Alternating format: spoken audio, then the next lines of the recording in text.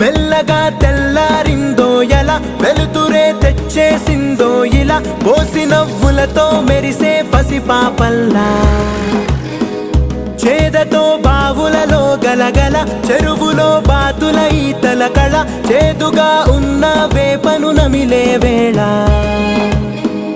చుట్ట పొగ మంచుల్లో, చుట్టాల పిలుపుల్లో, మాటలే కలిపేస్తూ మనసారా మమతల్ని పండించి అందించు హృదయంలా. మంటలు ఆరే